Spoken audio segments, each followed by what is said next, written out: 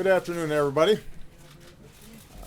Let me start off by saying that I was sorely tempted to wear a tan suit today for my last press conference, but Michelle, whose fashion sense is a little better than mine, tells me that's not appropriate in January. I covered a lot of the ground that I would want to cover in my farewell address last week, so I'm just going to say a couple of quick things before I start taking questions. First, we have been in touch with the Bush family today after hearing about President George H.W. Bush and Barbara Bush being admitted to the hospital this morning. They have not only dedicated their lives to this country, they have been a constant source of friendship and support and good counsel for Michelle and me over the years. They are as fine a couple as we know. And so we want to send our prayers and our love to them. Really good people. Second thing I want to do is to thank all of you. Some of you have been covering me for a long time. There's folks like Christy and Lynn. Some of you, I've just gotten to know. We have traveled the world together.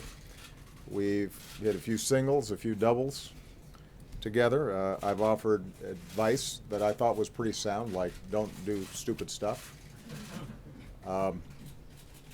And even when you complained about my long answers, I just want you to know that the only reason they were long was because you asked six-part questions. But I have enjoyed working with all of you. That does not, of course, mean that I've enjoyed every story that you have filed, but that's the point of this relationship. You're not supposed to be sycophants. You're supposed to be skeptics. You're supposed to ask me tough questions. You're not supposed to be complimentary, but you're supposed to cast a critical eye on folks who hold enormous power and make sure that we are accountable to the people who sent us here. And you have done that. And you've done it, for the most part, in ways that I could appreciate for fairness, even if I didn't always agree with your conclusions. And having you in this building has made this place work better. It keeps us honest. It makes us work harder. You have made us think about how we are doing what we do and whether or not we're able to deliver on what's been requested by our constituents. And for example, every time you've asked, why haven't you cured Ebola yet, or why is there still that hole in the Gulf, it has given me the ability to go back to my team and say, will you get this solved before the next press conference? I've spent a lot of time on in my farewell address talking about the state of our democracy. It goes without saying that essential to that is a free press. That is part of how this place, this country, this grand experiment in self-government has to work. It doesn't work if we don't have a well-informed citizenry. And you are the conduit through which they receive the information about what's taking place in the halls of power. So America needs you, and our democracy needs you. We need you to establish a baseline of facts and evidence that we can use as a starting point for the kind of reasoned and informed debates that ultimately lead to progress. And so my hope is that you will continue with the same tenacity that you showed us to do the hard work of getting to the bottom of stories and getting them right, and to push those of us in power to be the best version of ourselves, and to push this country to be the best version of itself. I have no doubt that you will do so. I'm looking forward to being an active consumer of your work rather than always the subject of it. I want to thank you all for your extraordinary service to our democracy, and with that, I will take some questions. And I will start with Jeff Mason, whose term apparently is not up. I thought, we'd be going out together, brother, but you got to hang around for a while. I'm staying put. Jeff Mason, Reuters. Thank you, sir. Are you concerned, Mr. President, that commuting Chelsea Manning's a sentence. We'll send a message that leaking classified material will not generate a tough sentence with groups like WikiLeaks. How do you reconcile that in light of WikiLeaks' connection to Russia's hacking in last year's election? And related to that, Julian Assange has now offered to come to the United States. Are you seeking that, and would he be charged or arrested if he came here? Well, first of all, let's be clear. Chelsea Manning has served a tough prison sentence. So the notion that the average person who was thinking about disclosing vital classified information would think that it goes unpunished, I don't think would get that impression from the sentence that Chelsea Manning has served. It has been my view that given she went to trial, that due process was carried out, that she took responsibility for her crime, that the sentence that she received was very disproportionate relative to what other leakers had received, and that she had served a significant amount of time, that it made sense to commute and not pardon her sentence. And I feel very comfortable that justice has been served and that a message has still been sent that when it comes to our national security, that wherever possible, we need folks who may have legitimate concerns about the actions of government or their superiors or the agencies in which they work, that they try to work through the established channels and avail themselves of the whistleblower protections that have been put in place. I recognize that there's some folks who think they're not enough, and I think all of us, when we're working in big institutions, may find ourselves at times at odds with policies that are set. But when it comes to national security, we're often dealing with people in the field whose lives may be put at risk, or the safety and security and the ability of our military or our intelligence teams or our embassies to function effectively. And that has to be kept in mind. So with respect to WikiLeaks, I don't see a contradiction. First of all, I haven't commented on WikiLeaks generally. The conclusions of the intelligence community with respect to the Russian hacking were not conclusive as to whether WikiLeaks was witting or not in being the conduit through which we heard about the DNC emails that were leaked. I don't pay a lot of attention to Mr. Assange's tweets, so that wasn't a consideration in this instance, and I refer you to the Justice Department for any criminal investigations, indictments, extradition issues that may come up with him. What I can say broadly is that in this new cyber age, we're going to have to make sure that we continually work to find the right balance of accountability and openness and transparency that is the hallmark of our democracy, but also recognize that there are adversaries and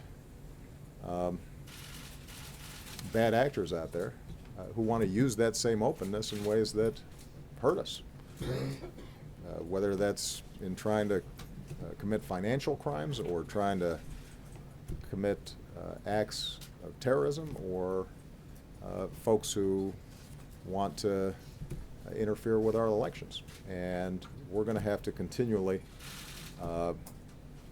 build the kind of architecture to make sure the best of our democracy is preserved, that our national security and intelligence agencies have the ability to carry out policy without advertising to our adversaries what it is that we're doing, but do so in a way that still keeps citizens up to speed on what their government's doing on their behalf. But with respect to Chelsea Manning, I looked at the particulars of this case the same way I have the other commutations and pardons that I've done, and I felt that in light of all the circumstances, that commuting her sentence was entirely appropriate. Margaret Brennan. Mr. President. There you go. Thank you. The President-elect has said that he would consider lifting sanctions on Russia if they substantially reduce the nuclear stockpile. Given your own efforts at arms control, do you think that's an effective strategy? Knowing this office and Mr. Trump, how would you advise his advisors to help him be effective when he deals with Vladimir Putin? And given your actions recently on Russia, do you think those sanctions should be viewed as leverage? Well, a couple of things.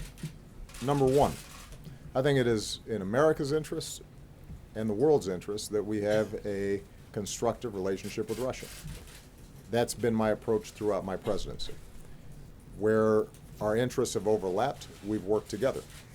At the beginning of my term, I did what I could to encourage Russia to be a constructive member of the international community, and tried to work with the president and the government of Russia in helping them diversify their economy, improve their economy, use the incredible talents of the Russian people in more constructive ways. I think it's fair to say that after President Putin came back into the presidency, that an escalating anti-American rhetoric and an approach to global affairs that seemed to be premised on the idea that whatever America's trying to do must be bad for Russia, and so we want to try to counteract whatever they do. That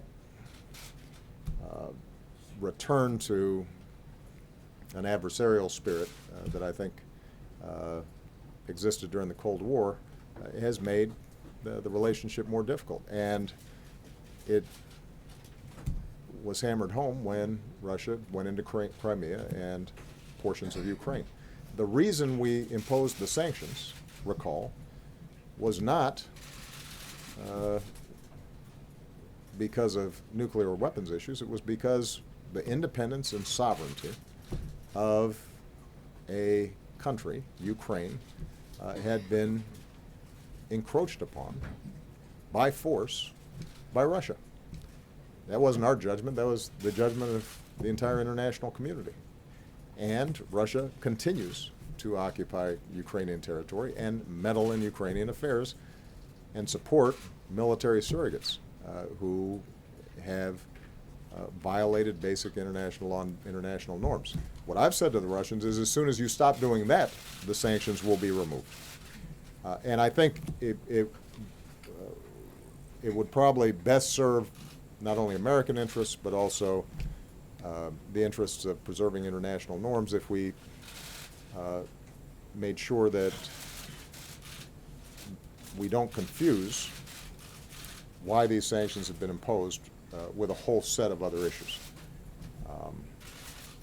On nuclear issues, in my first term, we negotiated the START II treaty, and that has substantially reduced our nuclear stockpiles, both Russia and the United States. I was prepared to go further. I told President Putin I was prepared to go further. They have been unwilling to negotiate.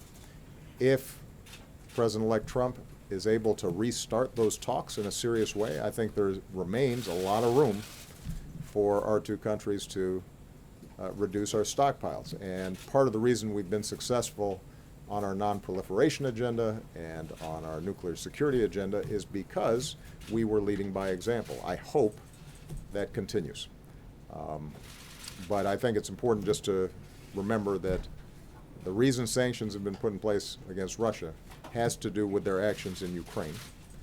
And it is important for the United States to stand up for the basic principle that big countries don't go around and invade and bully smaller countries. I've said before, I expect Russia and Ukraine to have a strong relationship. They are historically bound together in all sorts of cultural and social ways, but Ukraine is an independent country. And this is a good example of the vital role that America has to continue to play around the world in preserving basic norms and values, whether it's advocating on behalf of human rights, advocating on behalf of women's rights, advocating on behalf of freedom of the press. You know, the United States has not always been perfect in this regard. There are times where we, by necessity, are dealing with allies or friends or partners who themselves are not meeting the standards that we would like to see met when it comes to international rules and norms. But I can tell you that in every multilateral setting, in the United Nations, in the G20 and the G7, the United States typically has been on the right side of these issues. And it is important for us to continue to be on the right side of these issues, because if we, the largest, strongest country and democracy in the world, are not willing to stand up on behalf of these values, then certainly China, Russia, and others will not. Kevin Corke. Thank you, Mr. President. You have been a strong supporter of the idea of a peaceful transfer of power, demonstrated not terribly far from here out in the Rose Garden.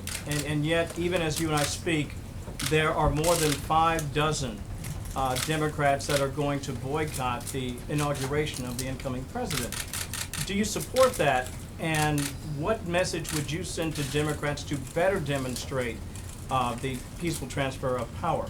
And if I could follow, I wanted to ask you about your conversations with the president-elect previously, and without getting into too much of the personal side of it, I'm just curious, were you able to use that opportunity to convince him to take a fresh look at some of the important ideas that you will leave this office with, maintaining some semblance of the Affordable Care Act, some idea of keeping dreamers here in the country without fear of deportation? Were you able to use personal stories to try to convince him, and how successful were you?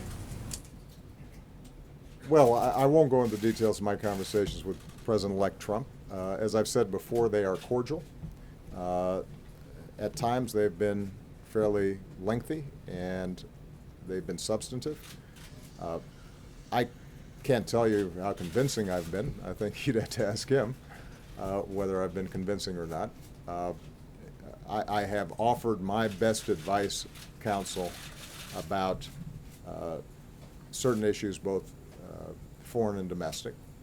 And you know, my working assumption is that having won an election opposed to a number of my initiatives and certain aspects of my vision for where the country needs to go, it is appropriate for him to go forward with his vision and his values. And I don't expect that there's going to be enormous overlap. It may be that on certain issues, once he comes into office and he looks at the complexities of how to, in fact, provide health care for everybody, something he says he wants to do, or wants to make sure that he is encouraging job creation and wage growth in this country, that may lead him to some of the same conclusions that I arrived at once I got here. But I don't think we'll know until he has an actual chance to get sworn in and sit behind that desk. And I think a lot of his views are going to be shaped by his advisors, the people around him, which is why it's important to pay attention to these confirmation hearings. I can tell you that, and this is something I have told him, that this is a job of such magnitude that you can't do it by yourself. You are enormously reliant on a team. Your cabinet, your senior White House staff, all the way to fairly junior folks in their 20s and 30s, but who are executing on significant responsibilities. And so how you put a team together to make sure that they're getting you the best information and they are teeing up the options from which you will ultimately make decisions, that's probably the most useful advice, the most constructive advice that I've been able to give him. That if you find yourself isolated because the process breaks down, or if you're only hearing from people who agree with you on everything, or if you haven't created a process that is fact-checking and probing and asking hard questions about policies or promises that you've made, that's when you start making mistakes. And as I indicated in some of my previous remarks, reality has a way of biting back if you're not paying attention to it. With respect to the inauguration, I'm not going to comment on those issues. All I know is I'm going to be there. So is Michelle. And I have been checking the weather, and I'm heartened by the fact that it won't be as cold as my first inauguration, because that was cold. Jana Rodriguez. Right here, Mr. President, thank you very much. You have said that you would come back to fight for the Dreamers. You said that a couple of weeks ago. Are you fearful for the status of those Dreamers, the future of the young immigrants and all immigrants in this country with the new administration? And what did you mean when you said you would come back? Would you lobby Congress, maybe explore the political arena again?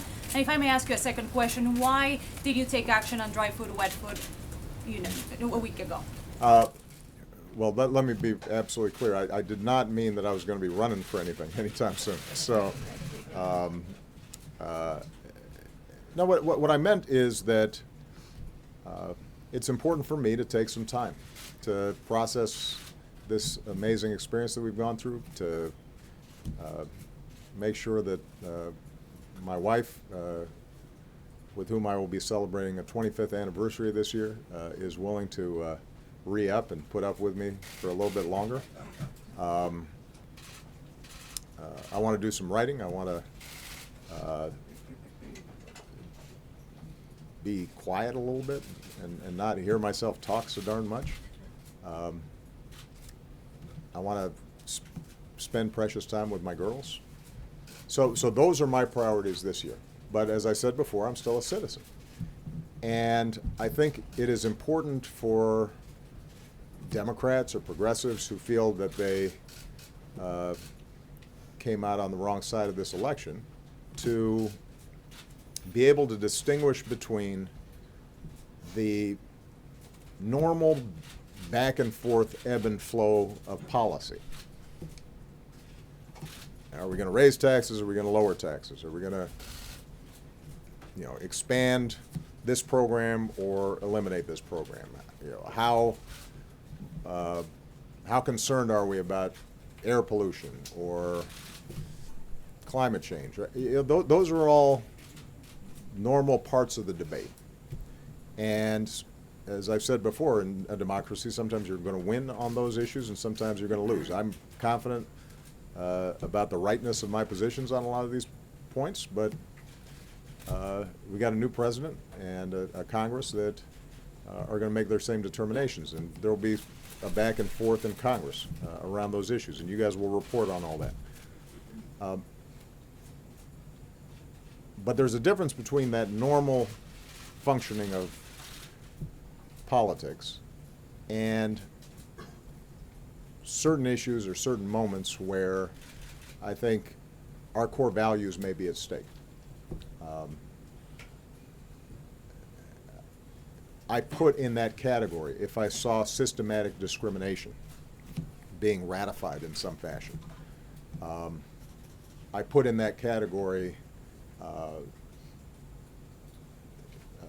explicit or functional obstacles to people being able to vote, to exercise their franchise. I'd put in that category institutional efforts to silence dissent or the press. And for me, at least, I would put in that category efforts to round up kids who have grown up here and for all practical purposes are American kids and send them someplace else.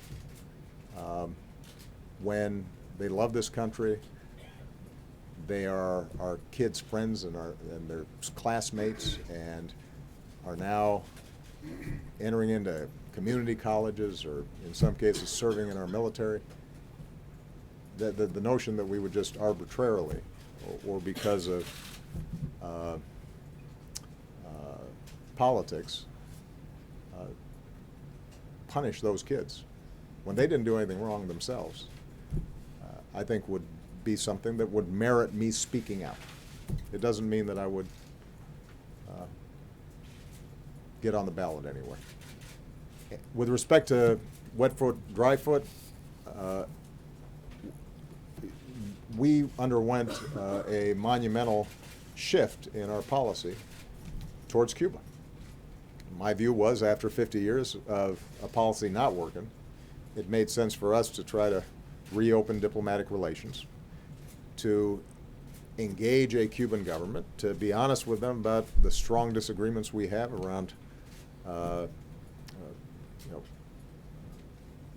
political repression and treatment of dissenters and freedom of press and freedom of religion, but that to make progress for the Cuban people, our best shot was to suddenly have the Cuban people interacting with Americans and seeing the incredible success of the Cuban American community and engaging in commerce and business and trade.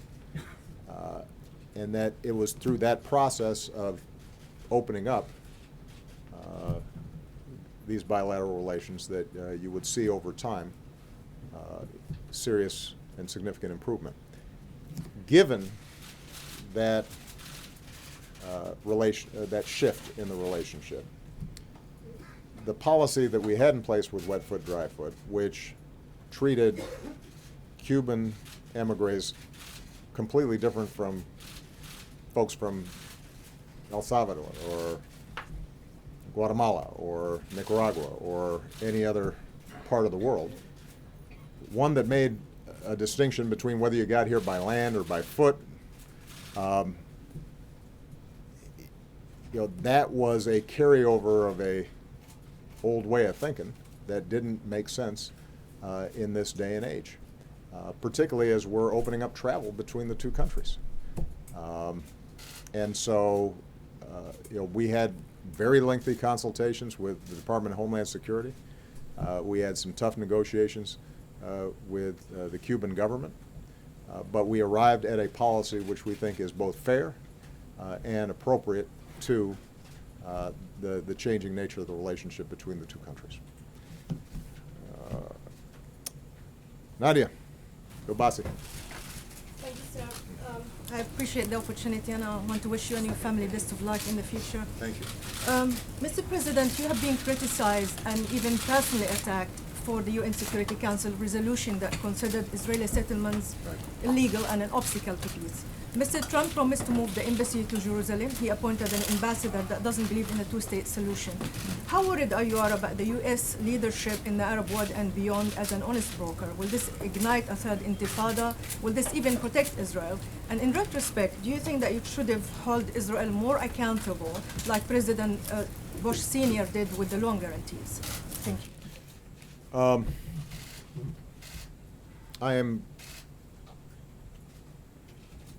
I continue to be significantly worried about the Israeli-Palestinian issue. And I'm worried about it both because I think the status quo is unsustainable, that it is dangerous for Israel, that it is bad for Palestinians, it is bad for the region, and it is bad for America's national security. And I came into this office wanting to do everything I could to encourage serious peace talks between Israelis and Palestinians. And we invested a lot of energy, a lot of time, a lot of effort. First year, second year, all the way until last year. Ultimately, what has always been clear is that we cannot force the parties to arrive at peace. What we can do is facilitate, provide a platform, encourage, but we can't force them to do it.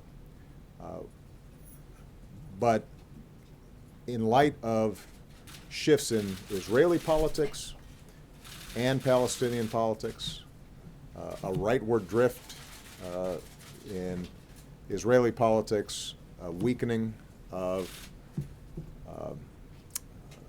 President Abbas's ability to move and take risks on behalf of peace in the Palestinian territories, in light of all the dangers that have emerged in the region and the understandable fears that Israelis may have about the chaos and rise of groups like ISIL and the deterioration of Syria. In light of all those things, what we at least wanted to do, understanding that the two parties wouldn't actually arrive at a final status agreement, is to preserve the possibility of a two-state solution, because we do not see an alternative to it. And I've said this directly to Prime Minister Netanyahu. I've said it inside of Israel. I've said it to Palestinians as well. I don't see how this issue gets resolved in a way that maintains Israel as both Jewish and a democracy. Because if you do not have two states, then in some form or fashion you are extending an occupation. Functionally, you end up having one state in which millions of people are disenfranchised and operate as second-class occupant or residents. You can't even call them citizens necessarily. And so the goal of the resolution was to simply say that the settlements, the growth of the settlements, are creating a reality on the ground that increasingly will make a two-state solution impossible. And we've believed, consistent with the position that had been taken with previous U.S. administrations for decades now, that it was important for us to send a signal, a wake-up call, that this moment may be passing. And Israeli voters and Palestinians need to understand that this moment may be passing. And hopefully that then creates a debate inside both Israeli and Palestinian communities that won't result immediately in peace, but at least will lead to a more sober assessment of what the alternatives are. So the president-elect will have his own policy. The ambassador or the candidate for the ambassadorship obviously has very different views than I do. That is their prerogative. That's part of what happens after elections. And I think my views are clear. We'll see how their approach plays itself out. I don't want to I don't want to project today what could end up happening, but obviously it's a volatile environment. What we've seen in the past is when sudden unilateral moves are made that speak to some of the core issues and sensitivities of either side, that can be explosive. And what we've tried to do in the transition is just to provide the context in which the president-elect may want to make some of these decisions. Well, that's part of what we've tried to indicate to the incoming team in our transition process is pay attention to this, because this is volatile stuff. People feel deeply and passionately about this, and as I've said, I think many times, the actions that we take have enormous consequences and ramifications. We're the biggest kid on the block, and I think it is right and appropriate for a new president to test old assumptions and re-examine the old ways of doing things. But if you're going to make big shifts in policy, just make sure you've thought it through and understand that there are going to be consequences, and actions typically create reactions, and so you want to be intentional about it. You don't want to do things off the cuff when it comes to an issue this volatile. Chris Johnson. Chris Johnson. On LGBT rights. I'm sorry. Where's Chris? I'm right here in the There back, you go. Mr. President. I'm sorry. Didn't see it. On LGBT rights, we've seen a lot of achievements over the past 8 years, including signing hate crime protection legislation, Don't Ask, Don't Tell repeal, marriage equality nationwide, and ensuring transgender people feel visible and respected. How do you think LGBT rights will rank in terms of your accomplishments and your legacy? And how confident are you that progress will endure or continue under the president-elect? I could not be prouder of the transformation that's taken place in our society just in the last decade.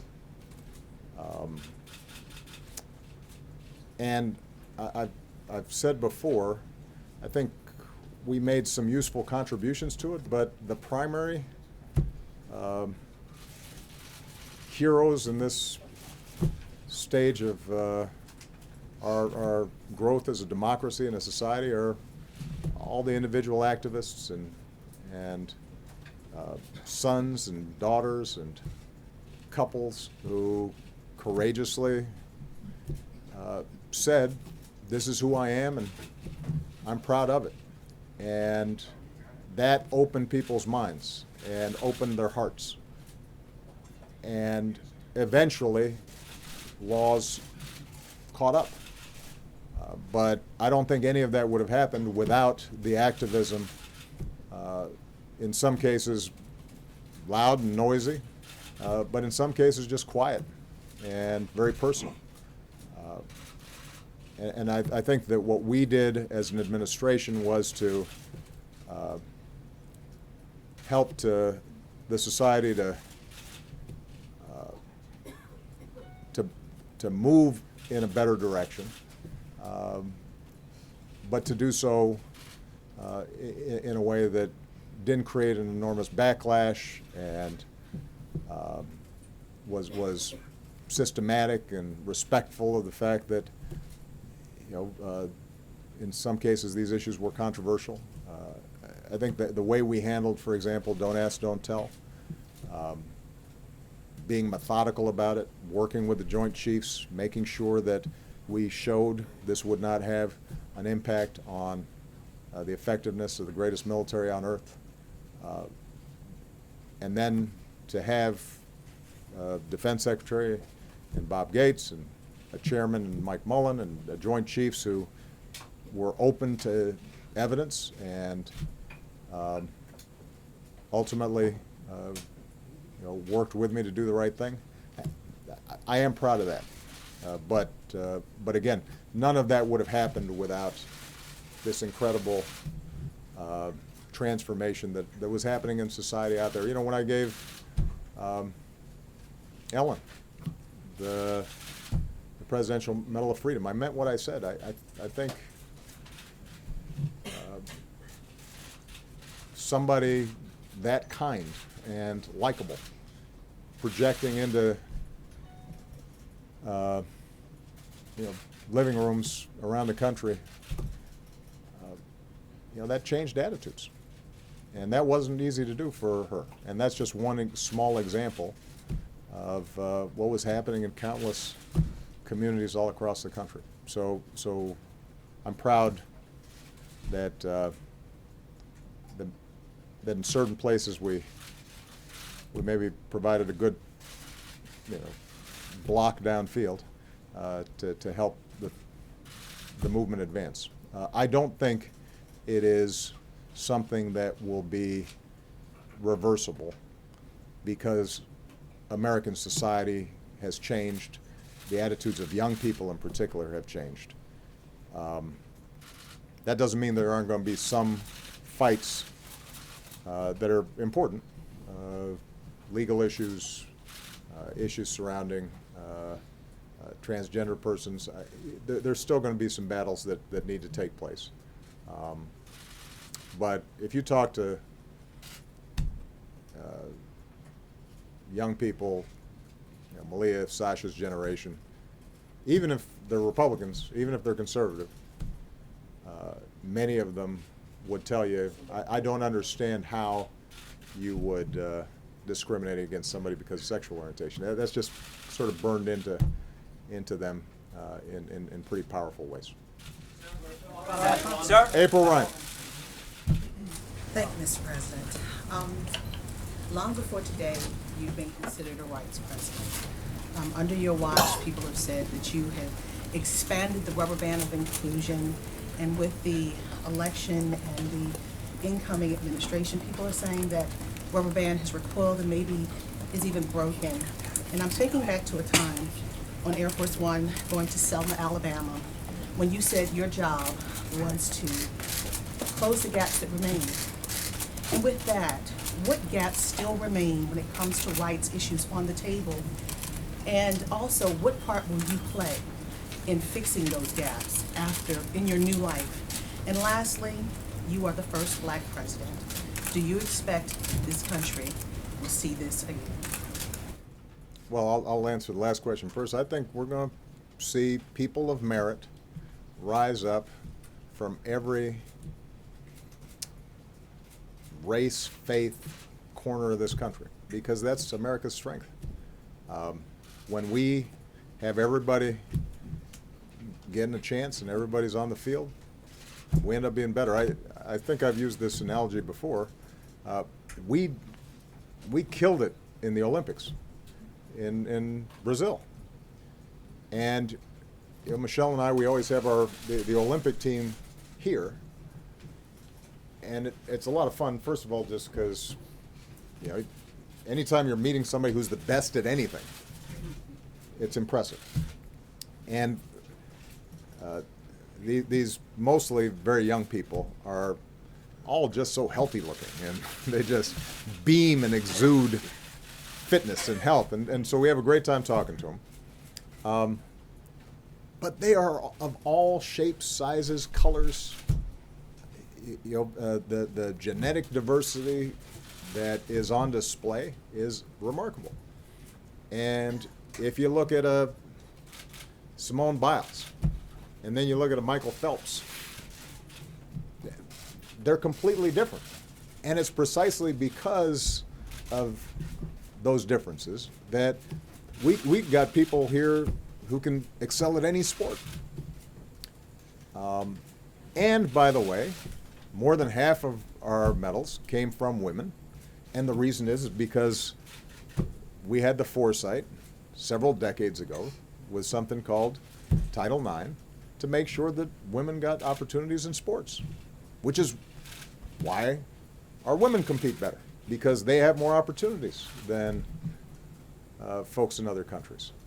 So I use that as a metaphor, and if in fact we continue to keep opportunity open to everybody, then yeah, we're going to have a woman president, we're going to have a Latino president, and we'll have a Jewish president, a Hindu president. Who knows who we're going to have? I suspect we'll have a whole bunch of mixed up presidents at some point that nobody really knows what to call them. And that's fine. Now, what do I worry about? I obviously spent a lot of time on this, April, at my farewell address on Tuesday, so I won't go through the whole list.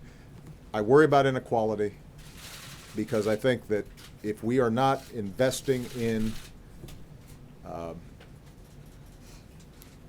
making sure everybody plays a role in this economy, the economy will not grow as fast, and I think it will also lead to further and further separation between us as Americans. and not just along racial lines. I mean, there are a whole bunch of folks who voted for the president-elect because they feel forgotten and disenfranchised. They feel as if they're being looked down on. They feel as if their kids aren't going to have the same opportunities as they did. And you don't want to have an America in which a very small sliver of people are doing really well, and everybody else is fighting for scraps, as I said last week. Because that's oftentimes when racial divisions get magnified. Because people think, well, the only way I'm going to get ahead is if I make sure somebody else gets less. Somebody who doesn't look like me or doesn't worship in the same place I do. That's not a good recipe for our democracy. I worry about, as I said in response to a previous question, making sure that the basic machinery of our democracy works better. We are the only country in the advanced world that makes it harder to vote rather than easier. And that dates back. There's an ugly history to that we should not be shy about talking about. Voting rights? Yes, I'm talking about voting rights. The reason that we are the only country among advanced democracies that makes it harder to vote is it traces directly back to Jim Crow and the legacy of slavery. And it became sort of acceptable to restrict the franchise. And that's not who we are. That shouldn't be who we are. That's not when America works best. So I hope that people pay a lot of attention to making sure that everybody has a chance to vote. Make it easier, not harder. This whole notion of election or voting fraud, this is something that has constantly been disproved. This is fake news. The notion that there are a whole bunch of people out there who are going out there and are not eligible to vote and want to vote. We have the opposite problem. We have a whole bunch of people who are eligible to vote who don't vote. And so the idea that we put in place a whole bunch of barriers to people voting doesn't make sense. And then, as I've said before, political gerrymandering that makes your vote matter less because politicians have decided you live in a district where everybody votes the same way you do, so that these aren't competitive races.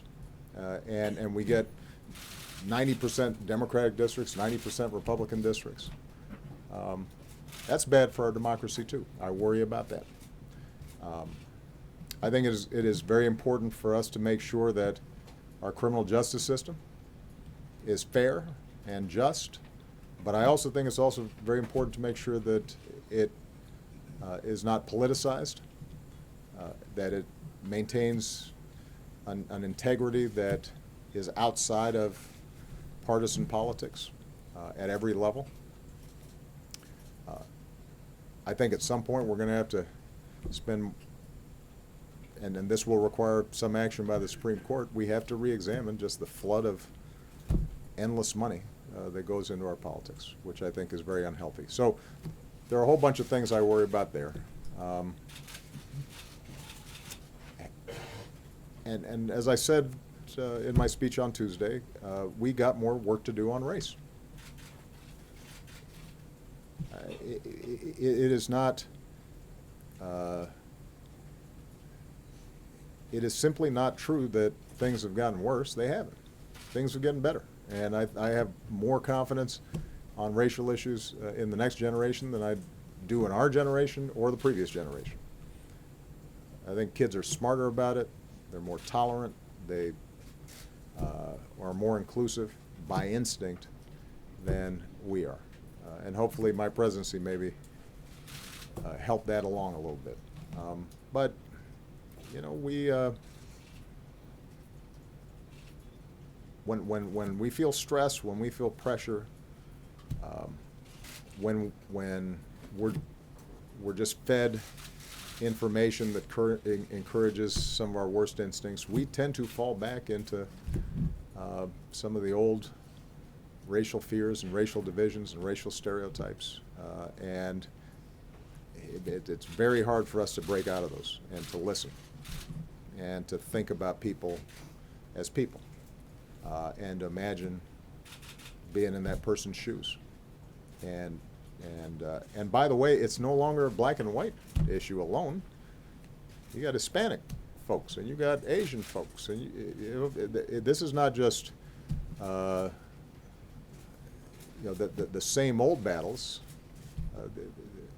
We got this stew that's bubbling up of people from everywhere, and we're going to have to make sure that we, in our own lives, in our own families and workplaces, do a better job of treating everybody with basic respect and understanding that not everybody starts off in the same situation, and imagining what would it be like if you were born in an inner city and had no job prospects anywhere within a 20-mile radius. Or how does it feel being born in some rural county where there's no job opportunities in 20-mile radius? And seeing those two things as connected as opposed to separate. So, we got work to do. But overall, I think on this front, the trend lines ultimately, I think, will be good. Christy Parsons. And Christy, you are going to get the last question. Christy is, I've been knowing her since Springfield, Illinois. When I was a state senator, she listened to what I had to say. So the least I can do is give her the last question as President of the United States. Go ahead. 217 number still works, so. Yeah, there you go. Go ahead. Well, thank you, Mr. President. It has been an honor. Thank you. And I have a personal question for you, because I know how much you like this. The First Lady put the stakes of the 2016 election in very personal terms in a speech that resonated across the country. And she really spoke the concerns of a lot of women, LGBT folks, people of color, many others. And so I wonder now how you and the First Lady are talking to your daughters about the meaning of this election and how you interpret it for yourself and for them.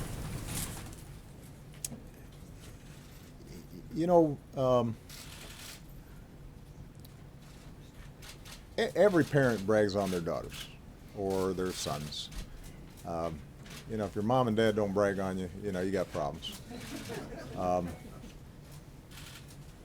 man, my daughters are something. And they just surprise and enchant and impress me more and more every single day as they grow up. And so these days when we talk